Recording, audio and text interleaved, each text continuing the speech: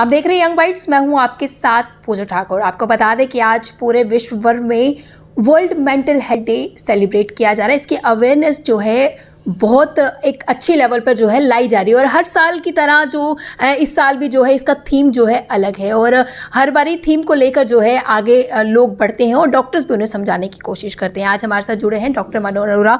इनसे हम जानेंगे कि आखिरकार इस साल का थीम क्या है और किस तरह से हम पेशेंट्स को डिटेक्ट कर सकते हैं जो मेंटली इल होते हैं। सबसे पहले सर आपका स्वागत है। नमस्कार सर, हर बारी जो है मेंटल हेल्थ डे को लेकर जो है अवेयरनेस फैलाई जाती है और इसकी थीम जो है हर साल अलग रहती है। इस साल की सबसे पहले जाने की थीम क्या है? देखिए, जो वर्ल्ड मेंटल हेल्थ डे है हर साल 10 अक्टूबर को मनाया जाता है।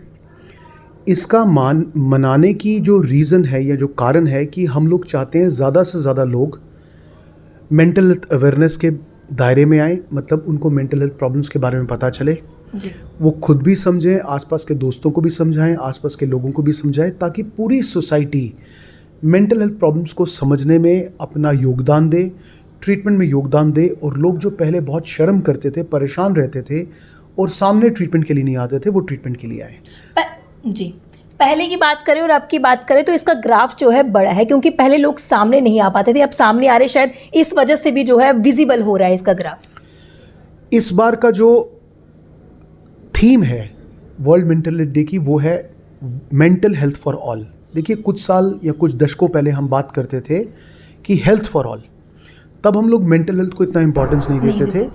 अब हम मेंटल हेल्थ को उतना ही इंपॉर्टेंस देते हैं जितना फिजिकल हेल्थ को देते हैं। देखिए, इंसान का सिर्फ शारीरिक तरीके से स्वस्थ होना ही ज़रूरी नहीं है, मानसिक तौर से भी स्वस्थ होना, अच्छा महसूस करना, क्वालिटी ऑफ लाइफ को महसूस करना, अपने आप को कॉन्ट्रीब्यूटरी महसूस करना, सोसाइटी के लिए कंट्रीब्यूट महसूस करना बहुत इंपॉर्टेंट है। पहले लोग थोड़ा इसके लिए स्टिग्मा या शर्म महसूस करते थे, अब ज़्यादा से ज़्यादा लोग इसके बारे में बात करते हैं, आना शुरू करते हैं, हमारे हॉस्पिटल के ओपीडी में आते हैं। और कुछ मेंटल हेल्थ प्रॉब्लम्स हमारी कोविड के बाद बढ़ी हैं। ऑलमोस्ट हम लोगों ने वर्ल्ड मेंटल हेल्थ ऑर्गेनाइजेशन या वर्ल्ड हेल्थ ऑर्गेनाइजेशन ने बोला है कि 25% जो इंक्रीज़ है वो हेल्थ के साथ मेंटल हेल्थ इश्यूज़ में हुआ है, जिसमें डिप्रेशन और एंग्जाइटी पिछले कुछ सालों में ऐसा हुआ है।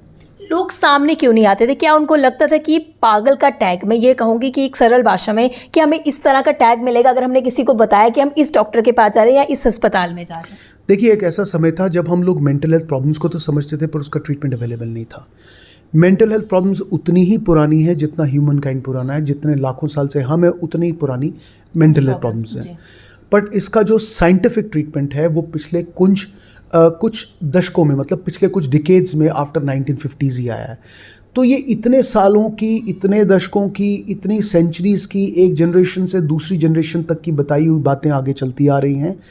और अब अवेयरनेस, अब मीडिया के होने से, अच्छी इन्फॉर्मेशन पास होने से इस स्टिग्मा को तोड़ने में हमें बहुत मदद मिल रही है और इस मदद की वजह से हम लोग ज़्यादा से ज़्यादा लोगों को अब डील कर सकते हैं। अब इस पर सिम्टम्स की बात की जाए, हम कैसे पहचान सकते हैं जो हमारे साथ व्यक्ति बैठा है या हमारे रिलेटिव्स हो या हमारे फ्रेंड्स हो कि वो मेंटली जो है हेल्दी नहीं है? किस तरह के सिम्टम्स रहते हैं इसके? देखिए, किसी भी इंसान में, उसके बिहेवियर में अगर आप कोई बर्ताव देखते हैं और ये बर्ताव पिछले कुछ दिनों से दिख रहा है, पिछले कुछ हफ्तों में दिख रहा है, तो उसको इंपॉर्टेंट मानना चाहिए, उसको नेग्लेक्ट नहीं करना चाहिए। जो बच्चा बहुत खेलता था आज बात नहीं करता है, जो बच्चा टीचर्स के साथ बहुत घुल मिलता था आज अकेला रहता है, जो बच्चा पढ़ने में बहुत अच्छा था आज पढ़ाई में अच्छा नहीं है, जो एडल्ट्स पहले बहुत बातूनी थे, मिलते थे, जुलते थे, घूमते थे, आजकल अकेले रहते हैं।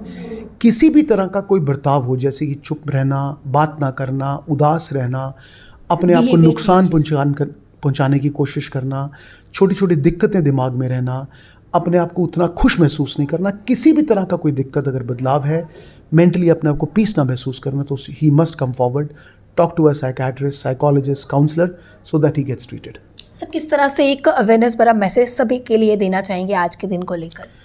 अपने आप को पहचानो, अपने फिजिकल हेल्थ का ध्यान रखो, अपने मेंटल हेल्थ का ध्यान रखो और किसी ना किसी तरीके से जिस भी पोजीशन में आप हो, लोगों की मदद करो, सोसाइटी को कंट्रीब्यूट करो, ताकि आप, हम और सारी दुनिया बहुत खुश रह सके। जी, बहुत बहुत धन्यवाद हमारे साथ जुड़ने के लिए। तो आज वर्ल्ड मेंटल हेल्थ डे को लेकर डॉक्टर मनोहर अरोड़ा हमारे साथ जुड़े थे, जिन्होंने साफ तौर से ये कहा है कि अपने अंदर जो चेंजेस आ रही है उसको समझने की ज़रूरत है और अगर हमारे फैमिली फ्रेंड्स में किसी भी तरह का हम देखते हैं बदलाव अगर आ रहा है, जो वो पहले था वैसा नहीं है, तो हमें उस चीज़ को लेकर जो है सतर्क रहना चाहिए और कहीं ना कहीं उन्हें मोटिवेट करना चाहिए कि इस तरह की प्रॉब्लम जो है उसका भी सोल्यूशन है, तो आपको जाना चाहिए। बट चढ़कर खुद की इन्वेस्टिगेशन करवानी चाहिए। अगले अपडेट लेकर फिर मैं हाजिर होंगी, तब तक आप देखते रहिए यंग बाइट्स। जर्नलिस्ट अभिषेक बड़ू के साथ मैं पूजा ठाकुर, यंग बाइट्स जम्मू।